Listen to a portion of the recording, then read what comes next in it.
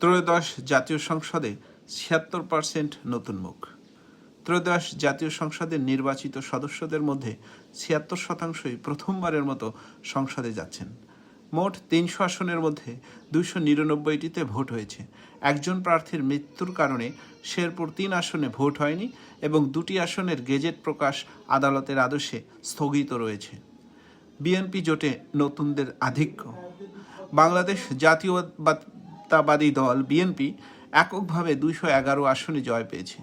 জোটসঙ্গী গণ অধিকার পরিষদ, গণসংহতি আন্দোলন এবং বাংলাদেশ জাতীয় পার্টি বিজেপি এর ৩ জন সহ মোট ২১৪ জন আসন পেয়েছে বিএনপি জোটে।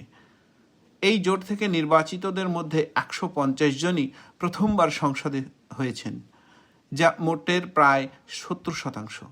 জামাত জোটেও বড় পরিবর্তন। বাংলাদেশ জামাত ইসলামী পেয়েছে ৬৮ আসন।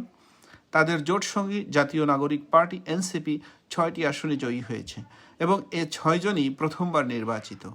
এছাড়া বাংলাদেশ খেলাফত মজলিসের ২ জন ও খেলাফত মজলিসের ১ জন জয়ী হয়েছেন।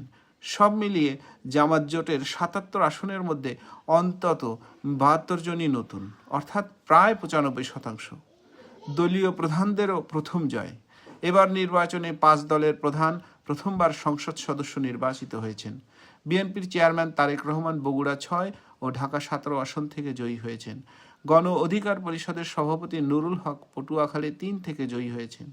এনসিপির আহ্বায়ক নাহিদ ইসলাম ঢাকা ১১ থেকে জয় পেয়েছেন।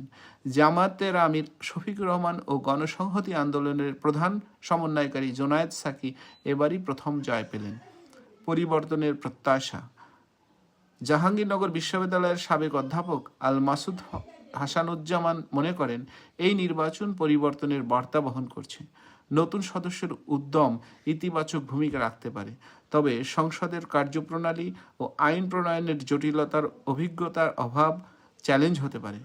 নতুন ও পুরনোদের সমন্বয় হলে সংসদ আরও কার্যকর ও প্রাণবন্ত হতে পারে।